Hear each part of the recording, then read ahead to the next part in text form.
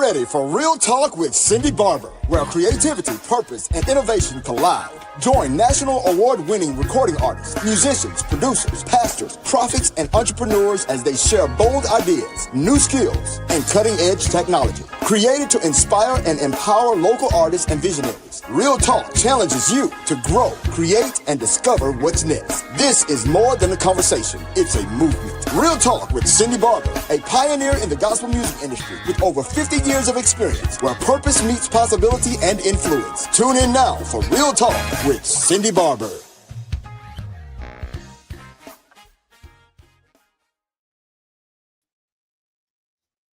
Good evening, everyone, and welcome to Real Talk with Cindy. Please share and let others know that we are on, and my guest is here. I'm going to bring her on shortly. And let me know the city, state, or country in which you are joining me from.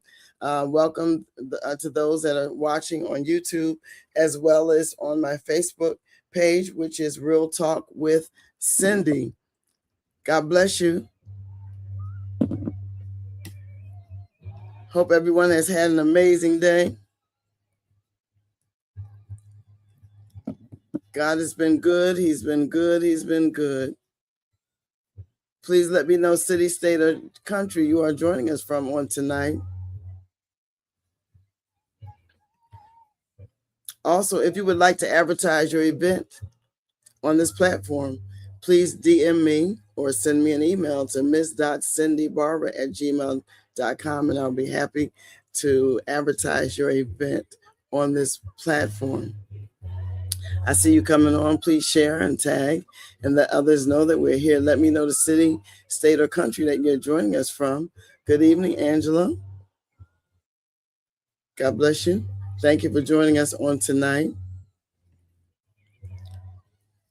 I hope everyone has had an amazing weekend and a great Sunday on yesterday.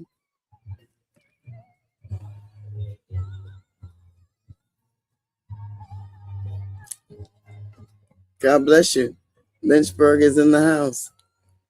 Okay.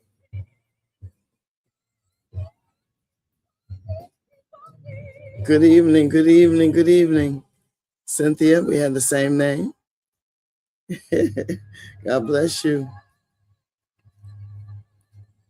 Also, this is my 6th year with Real Talk with Cindy. If you'd like to sow a seed, and many of you have done so, if you'd like to sow a seed into this ministry, I'm just asking for $6 as we celebrate 6 years of Real Talk with Cindy on this platform. So if you can sow into my ministry, Cindy $, Cindy's Keys, Cindy's Keys, and that's my Cash App information. Good evening, good evening. Thank you so much for joining us. Chicago, I see you're on. Thank you so much for being here on tonight. God has been so good to all of us, and I thank you for being here. We're also going to allow you to ask questions later. So I'm going to bring my guest on so we can go ahead. We have a lot to talk about on tonight, and I'm so excited to have her with me on tonight. Good evening, Kelly. How are you? I'm so good. I'm happy to be here. How are you doing today? I'm doing well. I'm doing well. I'm excited to have you here on this platform, Real Talk with Cindy, and especially as to what God has blessed you to be able to do to bless the nations. And I'm so excited to hear what God is doing in your life. So I do have some questions that I'm going to ask you, and I'll allow others to ask as well. What first led you to become involved in combating human trafficking? Well, I mean, I feel like that answer can be long or short. So which one do you want to go to? Take your time. Take your time. Okay, so well, I'll give the short and long version mix. Okay, so it really honestly started with one of my brothers.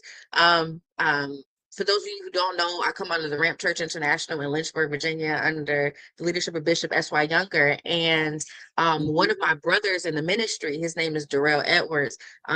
He is a videographer, a musician, just all Mhm. the things. And so one thing that we used to love to do is watch movies. And one day, this is back when Redbox was a thing. He Okay. brought a movie over called Taken. Yeah. And so I Mhm. saw that movie. I'm like, oh my goodness, it's so great. This is so amazing. Um, like I think like this movie is cool. And but when the Mhm. credits came on the movie, after I saw that they were giving facts that that not particularly like this exaggerated Mhm. version, that Hollywood version, but Yeah. that this happens. And so in my Wow. mind, oh, this Mhm. happens overseas. And so Mhm. a couple years after that, I ended up becoming a missionary, a full-time Mm. missionary. Mhm. I was sent out by Bishop Younger and Bishop Lorenzo Hall, Mhm. and I started serving overseas. And Mhm. I remember saying, you know, I really want to fight human trafficking. I really want to fight human trafficking. And so my first ministry is and has always been with children and women. And so Okay. um, I I ended up working with some of the most delicate souls while I was Mhm. overseas. And while I Mm. was there, while I was back in the United States on a break, one Mhm. of our pastors, Pastor Will Westgate, asked me, like, hey, Kelly, have you ever heard of A21 and Christine Kane? Mhm. And at that time, I was like, Yeah. no. So I looked them up on YouTube and I just Yeah. started just watching tons of YouTube videos about well, listening to her different sermons, and then Mhm. every time she preached, she would kind of talk a little bit about her ministry, Right. 821. And so Mhm. I had all the experience, I feel like, all over the world working with children, and I really wanted to work with adult women. I hadn't had that experience yet. So I applied Right. to be an intern there. And so when I was 29, no, when I was 30, I ended up moving to Greece, and Mm. I interned for A21, Mhm. and that's where I met a woman by the name of Ramona.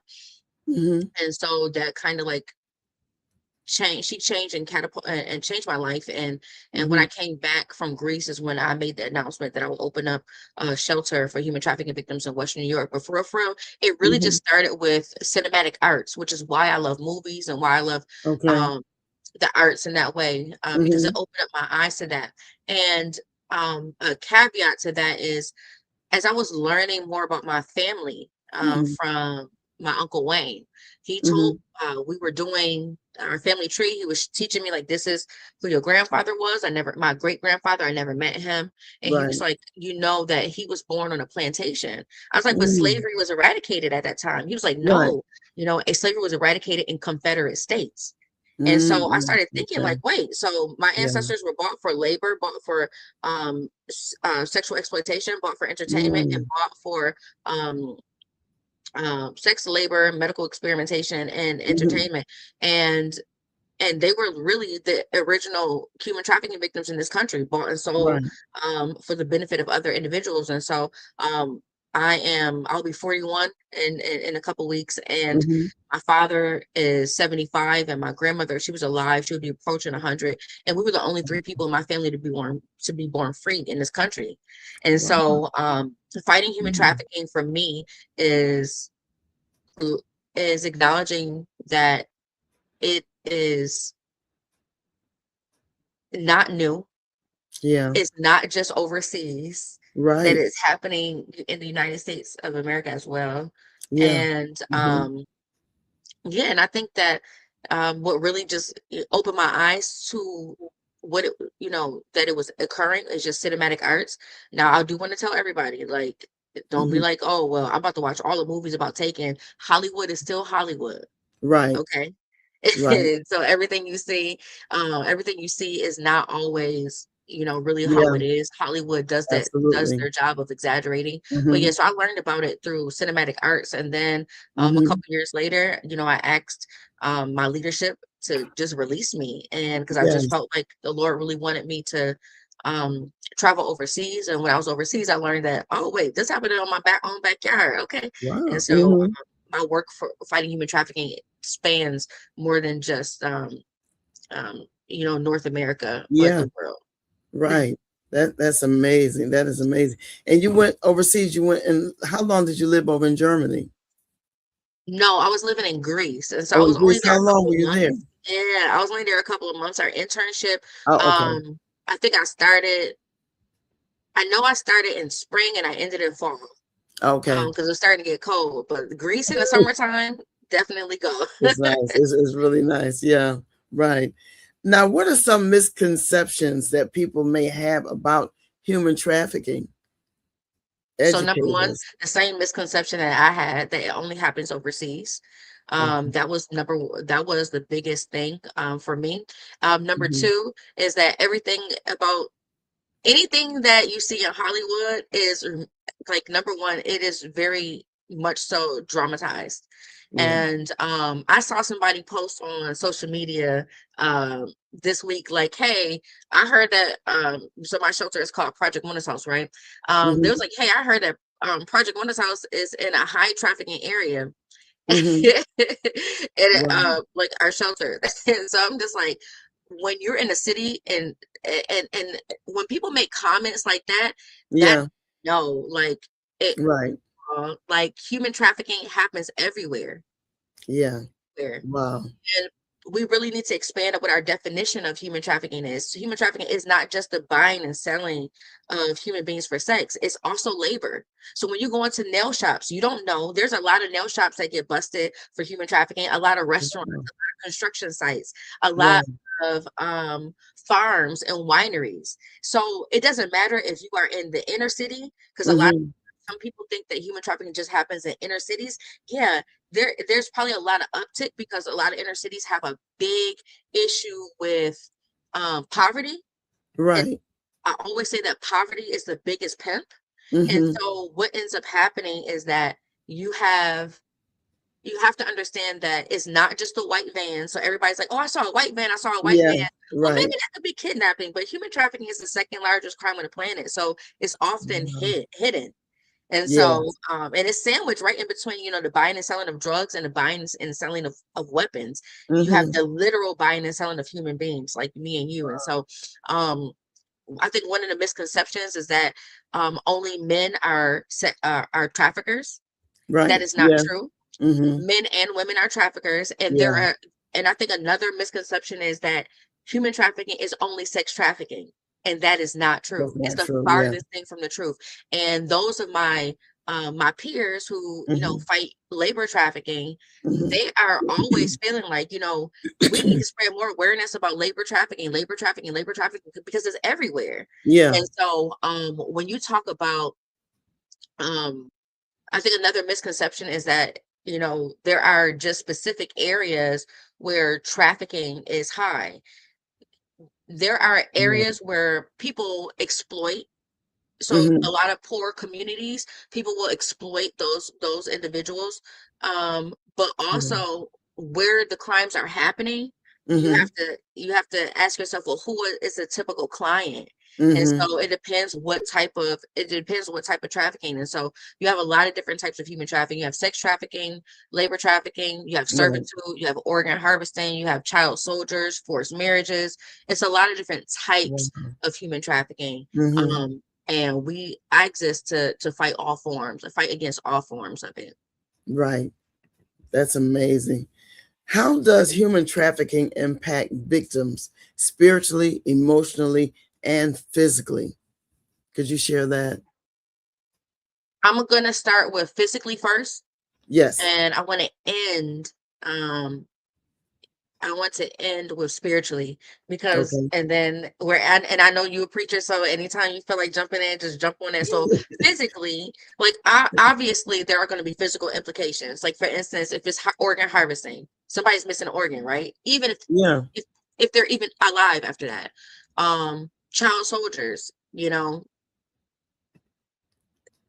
when you are carrying and you're like you have 7 and 10 year olds carrying large machine guns, Yeah. like that has a physical implication on your body.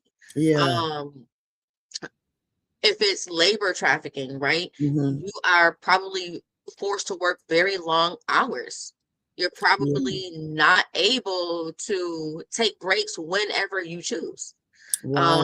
And so working obviously for those who are in like um construction and other industries like that's what you do as a career, you know how bad your body feels, you know, when you just want Yeah. to come home and put Right. your feet up. Mhm. Those things can happen. And then obviously when you are when you are forced into sex trafficking, all sex trafficking is exploitation. All of Yeah. it. All of it. Right. All of it. Because the Mhm. thing is, even if that you're like, well, why didn't the person run away? Well, it has to have three elements. It has to have force, fraud, and coercion. So however that trafficker or that buyer Mhm. is exploiting that person, Mhm. it's enough for them to maybe fear running away, Yeah. or I'm sure. there's a lot of things. And so that's how we get into like the Mhm. mental component of it. So Right. I always tell this story about, I call it the Justin Bieber story, where it was a website where, Mhm. well, I'll back up. It was a young girl. She was doing so well in school. Mhm. Obviously, like her parents, they were well to do.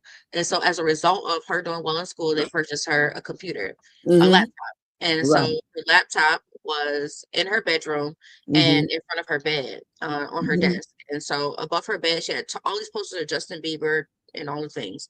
Mhm. That summer, at the end of the school year, she got that computer. So during the summer, she ended up meeting somebody at well, out here, we have a mall called the Galleria Mall. She met Mhm. somebody, treated her nice all summer. And then when Yeah. school was about to Mhm. start, he Mhm. told her, hey, like, um, I want you to do something. I'm having financial troubles. She said, well, I can ask my parents for money. And he was like, no. And if you don't do it, I'm going to send pictures, the pictures that you sent to me, to all your friends at school and to your father. Now, would he have actually really done that? I mean, probably Right. not, but it Yeah. was enough for her to believe that It's he scared. did. Right. It was Mhm. cool. And so, Right. when she went back to school, she was falling asleep in class, and the teacher's like, well, hey, well, what's going on? And they sent her to the guidance office, and she confessed that she had been working, while her parents went to sleep, on a porn site, a live webcam site, and Mhm. people were really, paying for her to watch videos of her and all these different things. Now, this is the Mhm. problem. If I look like a kid and I have all these posters behind me of Justin Bieber, the chances are I'm probably a kid. Right. And so what does Absolutely. Yeah. and so what does that mean? That means that the people watching her probably liked kids. And so it's a group of people called MAP people, MAP people. Mhm. It stands for minor attracted persons. And so there Mhm. are people who will try to convince you that, hey, you're so mature for your age, and so this affects your mental. And Mhm. then obviously, most people, if you've been a trafficking victim or in exploitation, you probably have some form of PTSD around it. If it's been happening for a long time, and maybe Right. it started with familial trafficking and stuff like, you might have CPTSD, which stands for complex PTSD, meaning that Mhm. what's been going on has been going on for a long time.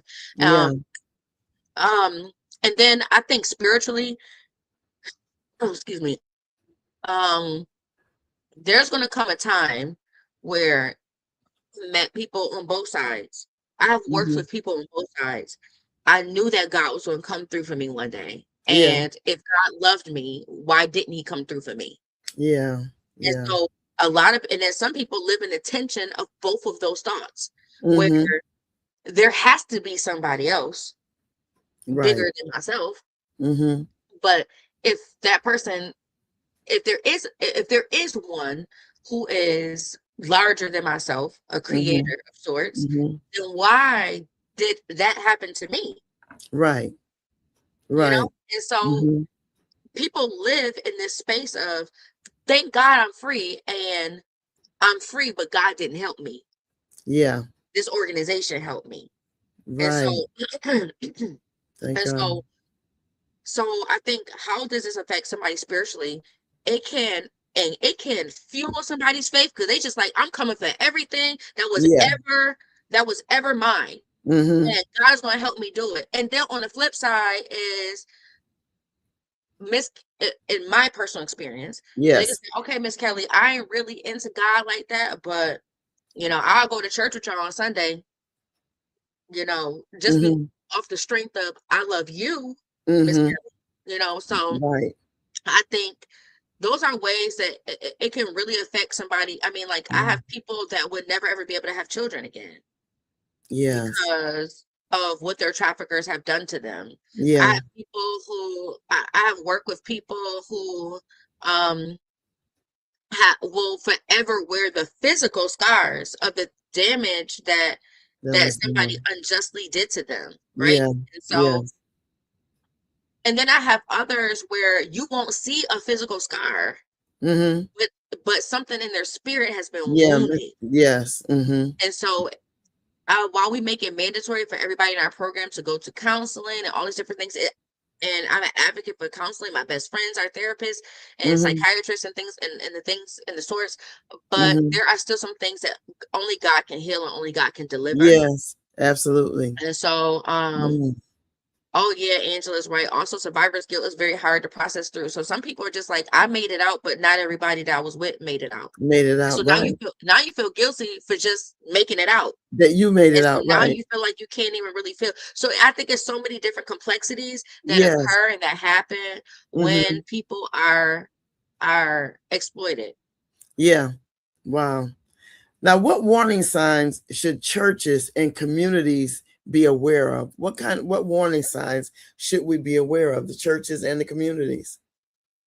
So this is a difficult question and an easy question at the same time. Okay. It always depends who I'm talking to. And so when I first started this fight, I used to have this list. Like, if this is happening, this is happening, this is happening, this is happening, this could potentially, like, we have a film on our website. And I'll give out the website and all that information later. Okay. Sure. But it's called Soul Next Door. And inside of that film, I say, well, if somebody doesn't speak your language and they act like they don't really know where they are, that could be a sign. Or if a kid has a kid that can't afford X, Y, and Z, but Yeah. now they're popping up with it, or truancy issues, or different things like that. Now, because we've evolved with our fight against human trafficking, Yeah. we address things called social determinants of health. And for Mm-hmm. those of you who are just like, well, Kelly, what are the social determinants of health? The one thing I want you to say, one thing I want you to remember is that social determinants of health always, and I do mean always, Yeah. lead to not just human trafficking, but it can also lead to crime, being victims of crimes, being a perpetrator of crimes. It Right. leads to the prison, the pipeline system. And so Mhm. these are like non-medical conditions Right. that sometimes people are born with. And so, do you have food? Do you Mm-hmm. have stable housing? Mm-hmm. Um do you have access to healthcare? Can you Mm-hmm. read? What's your education like? And so it depends Mm-hmm. what kind of trafficking and what the vulnerable populations are. Okay. So for Yeah. instance, Project Wellness House exists right now in the city of Buffalo, New York. Mm-hmm. So and we have newer data out, obviously, with the 2024 census. But 2020, I always talk about 2020 because that was our COVID year, right? Yes. And so Right. most people can remember where they were during 2020. So in Yeah. 2020, the U.S. Census came out and said, "Oh well, in Buffalo, y'all have about 30,000 kids in Buffalo public schools, but 25,408 of them are considered in poverty." There was Oh. a hip hop song that came out, and I know some of the saints were like, well, what about hip hop? Well, I'm gonna still say the lyrics, okay? Yeah. There was a hip hop song that came out in the late 90s, but early 2000s, and it said this. It said, what would you do if your son was at home crying all alone on the bedroom floor because he's hungry, and the only way to feed him is to sleep with a man for a little bit of money? So when you talk about music and you talk about entertainment, you talk about media, especially to urban communities, more particularly Black and brown people, Yeah. the music is telling you, like, listen, if you broke or you poor, find somebody so that you can enter into prostitution. Yeah. Because Yeah. most places you can't just say, oh, I'm going to enter into prostitution, because there's probably a pimp or a trafficker that runs a Right. specific block. And Mm-hmm. so then you start out with something because you're poor. Right. Right. And so Yeah. my thing is this: you want to know what are some signs? The Mm-hmm. first thing to know is who are vulnerable populations, because Mm-hmm. inside those vulnerable populations you will find trafficking every single time. Oh. So when it comes to sex trafficking, Mm-hmm. it's reported that over 86% of sex trafficking victims have had at least one encounter with the foster care system. Okay. over 80% of human trafficking victims are women. Almost 50% of that number are Black and brown and indigenous women. Wow. Yeah. So number one, where are individuals who are poor? Number two, where are people who are hungry? Number Yeah. three, where are individuals who are addicted to substances? Mm-hmm. Because I can go into almost any rehab and I can find somebody that was being exploited. Mm-hmm. Maybe because they had a drug addiction, or previously they had a drug addiction, or that somebody got them addicted to drugs just Yeah.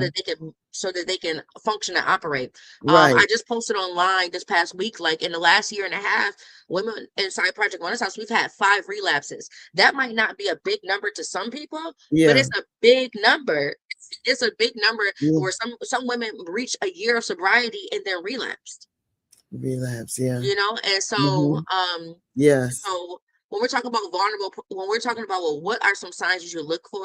I think you should, instead of looking for some signs, we should look for vulnerable populations. And then within those vulnerable populations, then we can start saying, okay, these are the signs for this. So if somebody's if somebody has a substance abuse issue, like, okay, do you work? Okay, you don't work. Okay, well, how do you get the money to buy your substances? How do you get that? And sometimes that question will lead to this. If a kid is always missing from school or always sleeping, and you can, or they run away and they go missing for a little bit, now we can ask them questions. Where were you? Who were you with? Tell me what happened when you were gone. When you were And then gone, you might have, especially with kids, you gotta like dance around that a little bit, because they might feel. I find a lot of times with teenagers, and if you don't have a relationship with them, there's a lot of shame Yeah. around that. And Right. so, Yeah. but again, My I goodness. think just some basic signs that it doesn't matter like who you Yeah. are, that is like all, you know, all of our websites Yeah. is, sorry, I was just reading that comment. Yeah, Yeah. Angela. Yeah. Right. Yeah. Nail I would say that salon. some of those signs are still, well, is there a lot of truancy issues with school? Is this kid coming up with expensive things? Do they have more than one phone? Especially if it's a kid, do they have more than one social media account? Most kids do have more than one social media account. They do have the account that their parents know Yeah. about, and they Right. also have what they call spam pages, and just other pages as well. Right. If you know somebody, the first step of always, if somebody's a victim of human trafficking, is number one, it depends. If you suspect it, and you're in a safe space, you could talk to them and ask them a question. If you feel like trafficking is happening in front of you, always call the police. Right. Do not try to approach a trafficking situation, because some traffickers is part of organized crime, meaning that is not just that one trafficker. And so, Okay. yeah. Wow. How has trafficking changed over the years, especially with technology and social media, or has it changed over the years? I'm sure it has. Well, yeah, it definitely changed over the years, because human trafficking was enslavement. So at first, Yes. you had to be a Black or indigenous person. Now you just have to be a part of a vulnerable population. It doesn't matter if you're rich. Let's say you're rich. So yes, people who are in poverty are more likely to be groomed. But let's say you grew up in a rich house, Yeah. but your mom was being beat every single day, and you have something called a high ACE score, ACE. ACE stands for Adverse Childhood Experiences. It means what really went wrong in your life before 17. And Yeah. so Yeah. if you grew up around that, and Mhm. or people were addicted to substances, and you had a lot of different things happening all around you, then you might Yeah. have a higher ACE score, which means that you might be a little bit more vulnerable to being trafficked. And it Right. doesn't mean, and so it's not just it's no longer just your skin color like it was from, for 400 years, right? Right. It's now who's vulnerable. And that Mhm. doesn't mean, again, that could be like, am I listened to at home? Do I have a good relationship with my family? Yeah. And Right. when we're talking about church, right? We're talking to a lot. I'm assuming that a lot of your people are church Yeah. people. So Yeah. I'm gonna go ahead and say this: is Yeah. your kid gay? Mhm. If your child is gay and you just like, I don't support that, get out of my house. Where do you think your kid is gonna go? They're Right. 15 and 16 and 17 years old. So you just literally threw them out, and now they have to find at least three things. They have to find food, Yes. clothing, and shelter. Right. Right. Food, clothing, and shelter. And so what a trafficker will do is give them food, clothing, and Food shelter, and but it shelter. won't be free. Right. For one message, I would like when parents kick their kids out, I'm like, where are they gonna go? Right. Exactly. It ain't like you sending them to auntie house and you calling everybody, don't you let my kid come over there. So where are they gonna sleep? Right. You know what Right. I'm saying? And Yes. so I think church, some church people, not all church people, um, what is a safe question and how would you begin that question? What question you talking about, Angela?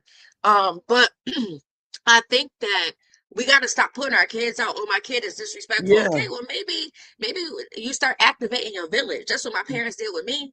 Mm-hmm. Like when I thought that I was so big and bad, and I'm a big trust my parents. You know what they did? They Yes. sent me right to Right. my godmother house. Oh, you don't. Oh, you going right to New York City, and you going to Harlem. You like it or not? It don't matter. Your tail getting on this plane, you going. And that's where you're going. And Mm-hmm. sometimes, but my godmother was able to reach me in a way that my parents weren't able to. It doesn't mean that my parents weren't good parents. It just means Right. that they activated the village. Right. And so, Right. I don't forgot the question. I get so stirred up about that. Yeah. What is it? It was trafficking, the social media technology. How Yes, has so it yeah. changed? Uh-huh. So it's changed, number one, because obviously it's not just black and brown people anymore. Right. Still because of poverty and different things like that and systemic issues, we are still trafficked at a higher rate than other ethnicities. However, yes, with technology, it's so easy. It's so easy Yeah. for a trafficker, like parents, I will not understand this at all. Mm-hmm. Why does your kid have this device and there's no precautions on it? And you're like, well, I raised my kid. Let me tell you something. Right. I don't care how good you think you know your kid. You don't know every single thing about your kid. That's right. You read it, oh, I'll go through their phone. You don't even need to do that if you put programs like Safer Kid or MSpy on your kid's phone. And it's not Exactly. an invasion of privacy, it's protection. God gave you those kids. Yes. God gave, they didn't Protection. ask to be here. And Right. sometimes we leave it up to the kid to protect the kid when we are supposed to be their protectors. Right. Their Right. prefrontal cortex, the part of their brain that helps them make healthy decisions, is not fully formed to 24, 25 years old. So you've Right. given a device that they have so much access. So So yes. much access, and Yes. so many people have access to them. And even if you did raise your kids right, your child intellectually Mm-hmm. cannot overcome a groomer that has been doing this for 20, 30, 40 years. That's They right. can't do it. Mm-hmm. They can't do it. And so, Mm-hmm. um, That's so true. there's precautions and things that you need to put on your kid's phone and all those different things that I Mm-hmm. think if you're going to allow your child to have a phone. And then also because I'm like, I always ask parents like, hey, would you let a 60-year-old man go into a bedroom with your kid? And like, Right. absolutely not.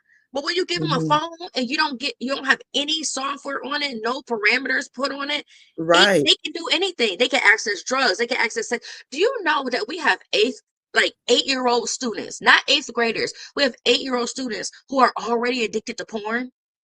Really. So now in their mind, Mm-hmm. this is what they think that sex is. What they Right. see on that screen. Right. And so And they see it again, on the phone. I still think that we should definitely have Mm-hmm. more parameters because again, it does look different because of technology. Technology speeds everything up.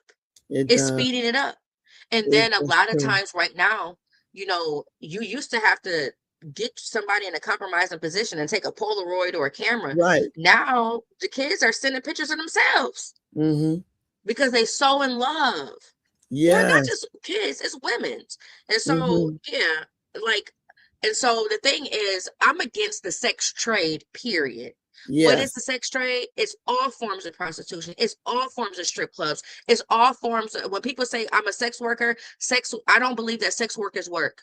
I believe that it is bondage and you just been, Yeah. and somebody put a bow on it and made you feel empowered when you really Yes. were being exploited. Yes. And people won't know until Mm-hmm. when they are far down the road that, oh my goodness, that probably Mm-hmm. wasn't the healthiest decision. It probably wasn't safe. Right. And Right. so, yeah. Right. Lack of supervision. Absolutely. Now, how does healing begin after someone leaves a trafficking situation? How does healing begin? Ooh. So, healing begins the moment somebody starts to decide that they want to heal.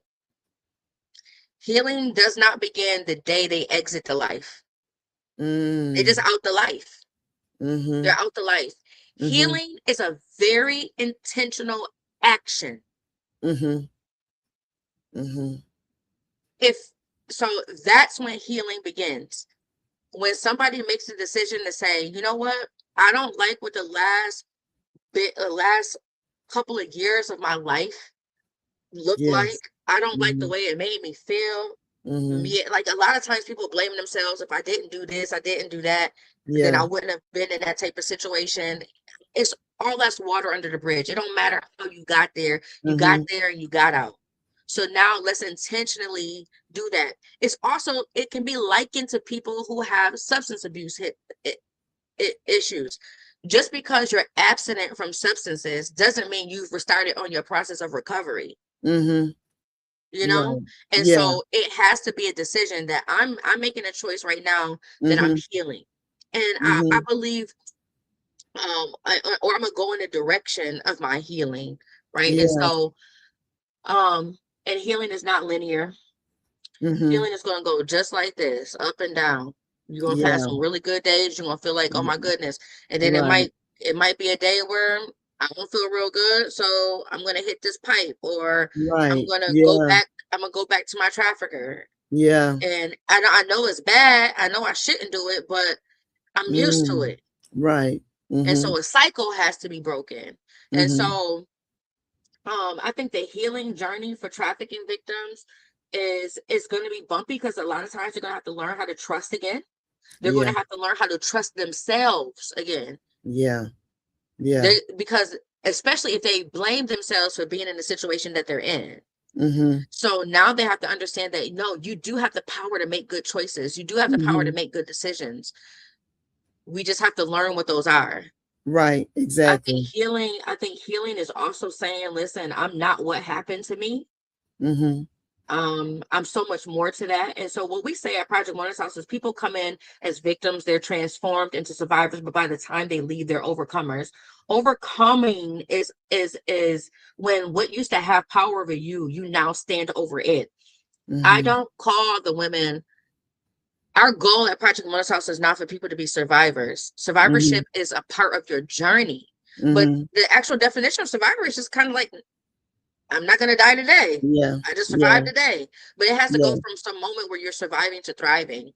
And so that's why we push so hard at Project Mona's House. And so, Mm-hmm. um, yeah, we push for our women to be overcomers. And Yeah. so, yeah. Here's a comment here. My friend's daughter was murdered by a sex trafficker. She was living with her family and will tell her mother she was going over a friend's house, but a trafficker person was making her sell her body and then she would go back home. But one night, one of the sex offenders killed her. So a buyer, an exploiter. Yeah. It happens. Prostitution, like when we talk about when people are like, oh, I'm going to be a sex worker. Well, if you want to be if we want to decide, if we want to say that sex is work, then it's one of the most hazardous conditions on the planet, where the main hazardous condition is not getting beat up or robbed, it's murder. Yeah, It's murder. that's So so sad. like, so we have to reevaluate that. Hmm. Is there any way, I guess, with your organization to be able to help the survivors rebuild their identity in Christ? Are you all Yeah, able to so do that? Yeah, so we have something called Overcomer Academy. And so week number one is called Stability, and it's built off. So my entire curriculum that I've developed is called Overcomer Academy. Hmm. And it's built on the science of hope. For women, it's called Overcomer Academy. For girls, it's called the Young Women's Empowerment Academy. Hmm. And so, or it's called Empower Girl Curriculum. And Hmm. so, according to like Maslow's hierarchy of needs, it Mm-hmm. is like the first thing you have to do is like your physiological needs. Like, are you safe? Do you have shelter?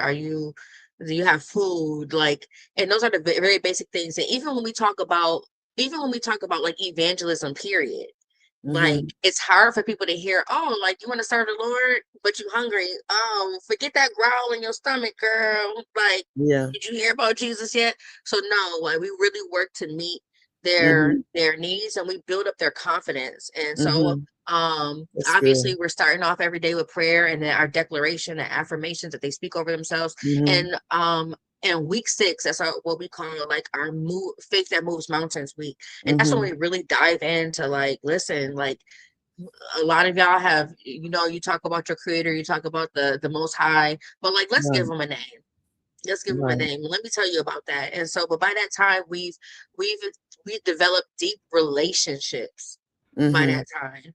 And Mm-hmm. so, and we're speaking over them what the word of God speaks over them. And then by week 6, we share with them the source of where we saying, okay, all this is coming from. Mm-hmm.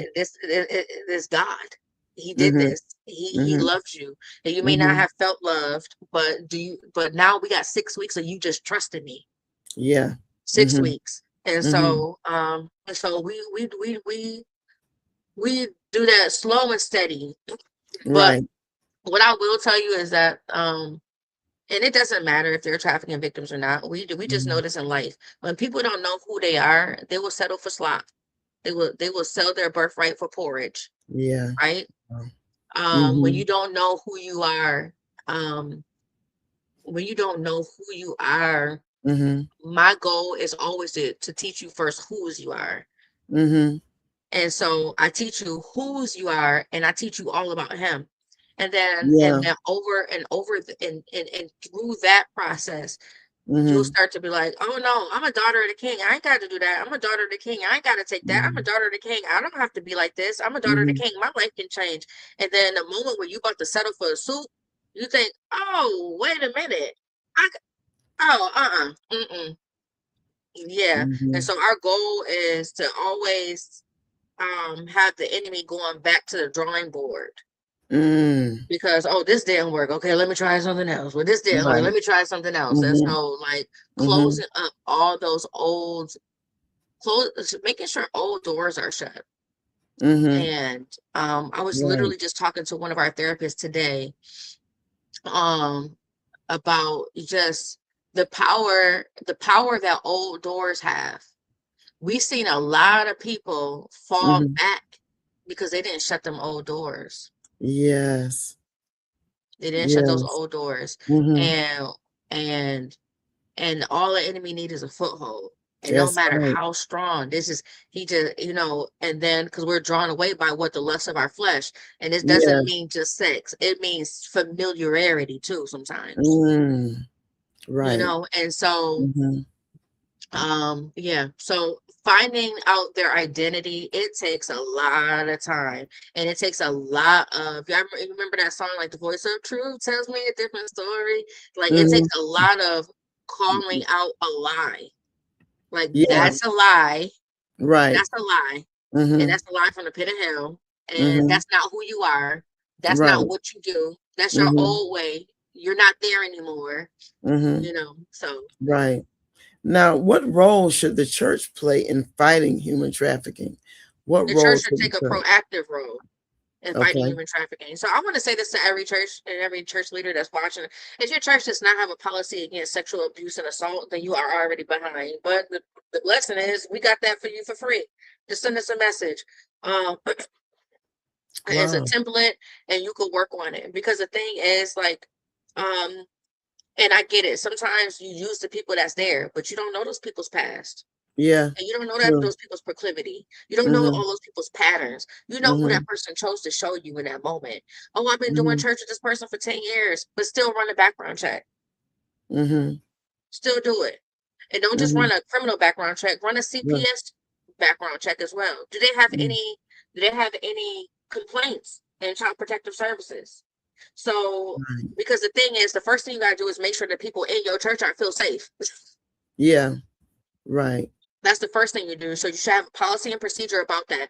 And I would also like to say, because I'm going on tour saying this, if you have a sexual abuse or assault allegation in your ministry, no longer, because I was one of the people that believed this too. Well, okay, we're going to launch an internal investigation because everybody thinks that. That's what Yeah. you heard for all of these years. Right.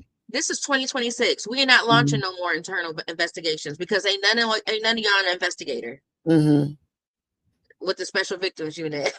So the Right. thing is, you're going to take the thing and then you're going to let law enforcement do their jobs, and you're going to sit back and wait until their investigation is done. And when their investigation is done, then you come up with your plan. But for the meantime, everybody sit down. Everybody sit Mm-hmm. down. So the number one Mm-hmm. thing that the church could do is make sure that the church is safe, Mm-hmm.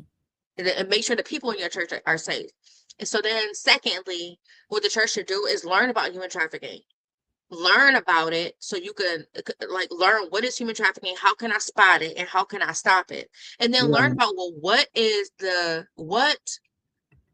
what type of trafficking is more prevalent in my community, because Yeah. that matters too. If you live in the city of Buffalo, you might not have to worry, or you live in New York City, or Mm-hmm. you live in Miami, you might not Mm-hmm. have to learn everything about labor trafficking victims and what they look like on farms, because you probably ain't got no farmland in the city of Buffalo, Yeah. in the city of Miami. Right. Mm-hmm. So maybe you need to learn, like, okay, what does trafficking look like in urban communities? What does Mm-hmm. trafficking look like in our communities? What are our hot spots? And when I say a hot spot, that does not mean, oh, where do people get trafficked the most? Because unless you're Mm-hmm. talking to law enforcement and you talk to a whole bunch of trafficking victims, then you don't even know that. Mm-hmm. What I'm saying is, find out the hot spots where there are vulnerable populations. Mm-hmm. And you can employ something that Project Mona's House does. It's called our living water method. The Right. Bible, Jesus told us he wants us to be living water. Well, what is living water? What are some ways, Elder Kelly, that I could be a living water? Mm-hmm. Living water. Well, everybody needs water to survive. But the thing Right. is this, living water says, okay, well, I know that you need water to survive, but you may not have the means, the access, or the ability, or even the desire to come get it. So guess what I'm gonna do? Mm-hmm. I'm gonna bring it to you. And so that's why my team, we go into areas where there are a lot of individuals who are unhoused, a lot of individuals who are addicted to substances, a lot of individuals who have past history in prostitution, a lot of individuals who have been exploited over and over and over again. Like we go into all these different areas, like all the rehab clinics know us. Like there are different places Wow. that Wow. the biggest shelters for unhoused, they all know us as well. And so That's great. so go to where the vulnerable populations are, and you will find the people. And so a Mm-hmm. lot of churches, they come on our outreaches. So Okay. I don't need them to be experts. All I need for them to do is just like serve food and then operate the prayer tent, and then me and my team, we do the rest. You do You know, that's and right. so Mm-hmm. and so I think what churches can do, instead of starting something new, they can just partner with people that's already doing the work. That's But the true. first thing they have to do is educate themselves. What is human trafficking? How to spot it? And how to stop it? And how to join the fight? Because awareness is the first form of prevention, and Yeah. so Yeah. we have to educate you, because the eyes do not see what the brain doesn't know. I bought Mm-hmm. my first car in 2006, Elder Mm-hmm. Barber, and let me tell you something. It was a Nissan Altima, and you couldn't tell me that the whole world didn't buy a Nissan Altima because I did. Right. But that wasn't true. It's just Right. a phenomenon that once you're Mm-hmm. educated about something, now you start to see it, Yes. right? And so it Yes. wasn't that all the people had Nissan Altimas. It's just now I got one, so now I can see it more. So now I Right. know a lot about human trafficking. So what happens when I go places? I'm like, oh, that's trafficking. Oh, that's trafficking. Oh, that's trafficking. Like, but I've been doing this work for a very long time. Yeah. This is great. This is so much information here. One person said that she's going to have to go back and watch it over again so she could make I notes. know, and sometimes I She's a talk pastor, fast. I'm so sorry. Pastor Gail, though she's enjoying this. What message would you give to families who may be affected by trafficking? What message would you give to someone that's watching that may be affected by this? Okay. I can't say this for everybody, Right. but what I can say is it's not your fault. Now, some family members, it is your fault. So that's why I said Yeah. I can't say it for everybody. Right. But the first thing I think I will want everybody to know is that the road doesn't end here. It doesn't Mm, end here. It happened. Okay. So now the whole family, all y'all need to go to therapy. Every single okay. person, the mama, the Mm-hmm. daddy, the auntie, the uncle, everybody. Because the thing is, like, it didn't, a lot of times we think that a crime Mm-hmm. and a violation against that person only happened to that person. Mm-hmm. We let a mother into Mona's group one time because she said like she felt like it also happened to her. And now did it in reality? No. Mm-hmm. But the thing is your heart is now broken because maybe you feel guilty. How didn't I know this? How didn't I know my kid was going through this? Or how didn't I know my best friend or my sister was going through Yeah. this? Yeah. Then you might feel like, oh well, maybe I could have stopped it. Or what Right. did not and so now you're going through your own kind of grief, which is Yeah. why the whole family unit needs assistance, all Yes. of them. And Yes. so Mm. the first thing I think the first thing is just saying like, the story doesn't end here. It Mm-hmm. just doesn't. And so now our next steps is going to get the help that we need. Mm-hmm. And Mm-hmm. so I always tell people like the baseline, if you have a church, talk to the pastor, because you're going to need some spiritual help through this. Or Mm-hmm. old church mother, but you don't got to be, I Mm-hmm. mean, not Yeah. no 40-year-old church mother. We still church Right. sisters. We didn't earn the church mother. I can't wait to be a church mother. I can't wait Right. till I'm old enough to be a church mother. But so maybe some of the church aunties and the church Right. mothers. But I also would say like the first thing you need to be doing is finding a therapist. And if you are a busy person like I am, Yeah. maybe an Yeah. in-person therapist won't work for you. But there was websites like BetterHelp or even Dr. Crystal Vaughn. She has a team of therapists called Cornerstone Therapeutic Mhm. and Cornerstone Therapy. And but it's people out there. But don't wait for the day where nothing's wrong anymore. It is. Right. It is. Mm-hmm. And I don't know if anyone else has another question, but as we close, I want to ask you, for yourself, hearing what you hear on a daily basis and helping so many people, you've been doing this for a long time. How or has it affected you, and what do you do as far as for your own mind, your own emotional being? What do you do for yourself and even for the people that work with you with this program? Because it has to be, challenging at times to where, some of the things that you hear and see, you're like, oh my God, but I didn't think it could get worse. Something else comes into play. So what do you do? What does Kelly Galloway do? Well, I can start with my staff. You asked about them. And so what I Yes. do is I pay for all of them to be in therapy. It's a part of our budget and they have to do it on the clock. You cannot work at Project Wonders House and not go to therapy because there's a thing called trauma stewardship. Mm-hmm. Every minister, everybody, if you're in any field where you dealing with people, go to therapy because the thing is what you say there is supposed to stay there. Right. And you need help processing that because now you need to make sure that you got a pure heart towards somebody else that did wrong, Yeah. and Yeah. so I will also say for me I work out, so Mm-hmm. I like to lift very heavy weights and I like to fight, and so I lift heavy weights and I box and I Oh, go to therapy. okay. And And like sometimes I just gotta go to my church in Lynchburg and I just gotta cry. Yeah. I gotta cry because there's no space for me to cry in Mm-hmm. where I live Were you in right? Buffalo. Mm-hmm. I don't have that kind of same community here. And Yeah. so I have my own Jerusalem. So sometimes That's I gotta yeah. go there and let my Yeah. pastor lay hands on me or sometimes just cry. Mm-hmm. Because you cannot be human and this work not affect you. That's right. Anytime we get a relapse or anytime we get somebody, well, really, people finish our program unless the only reason people don't finish our program, it always got something to do with drugs. Oh, okay. And Mm-hmm. so this work is difficult. It is hard to hear it. And the reason why, like sometimes, you know, I go to a boot camp, and so sometimes I got to do 2 sessions back to back because I'm still mad after the first one. Yeah. And so my coach will be like, yeah, no, do the next class too. And then by that next class, normally after 2 hours, like whatever I felt going in there is gone. Mm-hmm. Because yeah, like this work is infuriating. Yeah. Yeah. And I realized there was one point in this in ministry where I just got numb. I'm like, okay, you were trafficked. Okay, what happened? All right.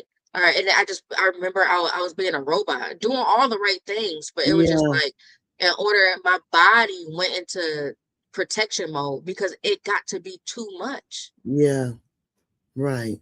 Too much. And then Yeah. even when somebody's out, that don't mean like they're still processing, but guess who they're sounding for as they're processing and going through all of it? It's you. Mm-hmm. It's you. Yeah. Until they learn how to turn that into like, let me go to the Father, or let Mm-hmm. me, you know, it's you. Yeah. Last night, you know, I just got back to Buffalo today, and I spent the last couple of days because we have another film that's being made. And so I was at the Black American Film Festival in Miami, Florida. And what happened last night, 3:30 in the morning, you know, my flight was canceled. I was in the airport for about 12 hours yesterday, only for it to cancel at 1:30 in the morning. Oh And my so at the goodness. minute I lay down to go to sleep, my phone go off at 3:30. I got to go to the emergency room, Kelly. I'm throwing up blood. I'm like, okay. All right. Wow. All right, so let's get all this. Let's get the house mom up. Let's do, you know, let's do all Yeah. this. So again, so for me, this is not just a job; it's a ministry, and I'm called to do this, and it's my baby. And Yeah. so learning boundaries, making the one thing that I'm challenging myself to do right now is to follow my own rules. Yes. So, you know, if somebody falls off the bandwagon, you just like, oh man, I don't want them to have to leave. Yes. Mm-hmm. But they have to, because Right. the other people are seeing it and the other people are working so hard, Mm-hmm. you know. And so, but Mm-hmm. Project Mother's House and the work that we do, I'm proud of it. And I still Yeah. think that we're still a young organization. Mm-hmm. And it's still a small organization, we just happen to have a big impact. And Yeah. so yeah, I'm excited. Now give us the names of the name of your organization and how maybe somebody can reach you or, you know, get in touch with you. So if somebody, I know Whitney is one, I see her in the comments. So Project Mona's House, Project Mona's, and that's MONAS House. Our website is www.projectmonashouse.com. You can also follow us on YouTube. We have about 4 videos up. I just want a whole bunch of people to subscribe because we got a lot of content that's coming up. I've been seeing different people's questions and comments about things, and I want to make content around it. And so they have questions, and then go onto our website and make sure you subscribe, because we were going to do it a while ago, but we're finally in the starting the recording phases for our online curriculum, where we don't have, because we normally do a free human trafficking one-on-one class every month, but now we're going to move away from that and move into more like a self-guided program that you can take and earn a certificate for afterwards. And so you'll have one that's 1 hour, and then you have one that's 4 hours long. The one that's 4 hours will be 1 hour that will be self-guided, and the one that's 4 hours that will still be taught by a facilitator. Wow, this is so good. It's on the screen if everyone can see it, and write it down, take a picture of it or whatever, so you'll see it. And also her we want to be a blessing on her YouTube page. You want to subscribe. Yeah. And you say you have a lot of film on there. Only 4 videos so far. 4? That's good. That's good. Mona's House. Kelly, this has been enlightening. And I really want you to come back on the show again. There's so many people that's on here commenting and really enjoying. I have pastors that are on here. Pastor Gail is from Chicago. Apostle Eugene Taylor is from Connecticut. And I saw a couple other pastors that are on here that were really inspired, and it should be a blessing to their ministry as well. Because this is a subject you don't really hear about, and in the church, and there's a lot of subjects we don't hear about, but this specifically, human trafficking. And I think now, and then a lot of people were also talking about, like we have now with what, our president has done, and they're picking up people, left and right, and, in different places. So we're bombarded now with human trafficking, and we're hearing about it and seeing, and people don't really understand how it's affecting people, and it's right around us, and we have no clue. You see it, but you don't want to say anything, so I think that's a lot of it too. People don't want to say anything, so I appreciate you sharing this, and we really pray for you, because it could be it gets to be a lot, and it takes a special person to be able to do this along with your staff, but you live in Buffalo? Or you live in Lynchburg? You live in Buffalo? Both. Both places. I'm supposed to be splitting my time, but I've been doing a bad job at that, because we got to raise more money. We need more staff here. Our program kind of blew up on me, like. Okay. Like we started out with so we believe that you should educate people, and so we have a prevention part of our program, and so that is where we educate people every year. So we hit numbers like 15,000, 19,000, 21,000 people educated a year around human trafficking. Then we go to schools, go to different churches, and then we also have a program called the Young Women's Empowerment Program. So that's like all of what a lot of people see all over my page and stuff, because we can't really post the women like that, but we can post the girls, well, most of the girls. And so we have about 127 of those girls in our program. And I mean, so much so, like the Girl Scouts even created a whole badge called the Project Renaissance badge, because we do internet. That's how they earn their internet safety badge, by coming to training with us. And so, and then we do our legislative initiatives. So legislation that I feel like will be more beneficial to the people that we serve. So what laws are in place? What laws are not in place? Like if you live in New York State right now, they're trying to legalize prostitution. And so obviously I'm fighting against that. And then it's in a lot of other states too. So find out what state you're in, and find out if the equality model has passed in your state.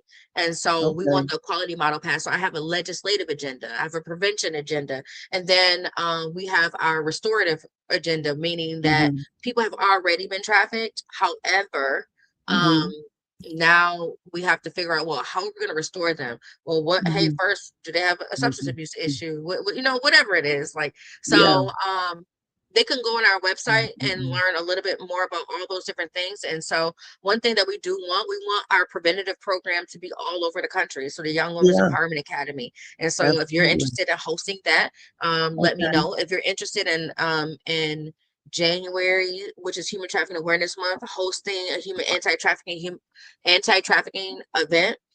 We can come there, we can do a movie screening, and then we could do questions and answers and train your church. Or you can just book. We come to you. You just have to fill out the form on our website, and it's super easy. It just says book a speaker. So, we try to make sure everything is just as easy as we possibly can. Right. Is this a question? If you go in the comments, Whitney, she put a link to our YouTube channel, and you could just click on it right there and subscribe. Thank you so much. Yeah, here it is right here. This is it right here. Well, thank you so much, Kelly. And I'm so excited and happy and that I got a chance to hear about your ministry. And it really has made an impact even in me, just listening to what's going on, and many of the people that's on here tonight. You have changed our our hearts and our minds to with human trafficking as to what's going on and the signs, what to look for, and what to pray for, and also to even have our churches be a part to be aware. Awareness is so important, and a lot of Yes. times we don't have awareness of things. You can't help people if you're not aware. And I'm glad that your message is getting out, and I pray for God's blessings on you, and He's going to Aw. continue to bless you and have you throughout the world, because this is so much needed. And now the way social media it is, and what hit me when you said an 8-year-old, is looking at porn and can get it right. All they need is a phone. That's it. All they need is a That's it. phone. So you really have to watch them and, change some things with them. Be proactive in your children's lives. Know what they're doing, what they're watching, even on television. You got Netflix, you got all kinds of things, that kids can get to. Adults too. Not just the kids, it's adults as well. So we want to thank our guest on tonight, Kelly Galloway, Elder Kelly Diane Galloway. Thank you so much for being on tonight, and thank all of you that are watching and those that will watch the replay days and weeks and months ahead. And I pray that it changes your heart as well as to this discussion. Yeah. But please stay connected with Elder Kelly Galloway. And we want to say good night to all of you that are being part. And we pray that the rest of your week is a blessing.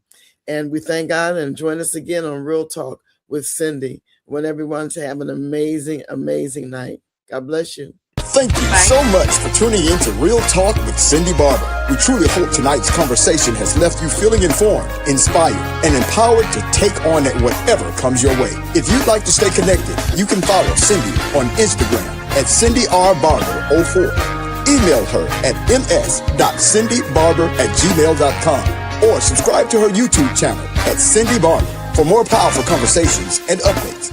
Have an event you'd like to promote? Partner with Real Talk with Cindy Barber and let your voice be heard. Cindy is already looking forward to having you join her next week for another engaging, uplifting, and thought-provoking discussion right here on Real Talk with Cindy Barber. Until then, take care, stay inspired, and have a wonderful evening.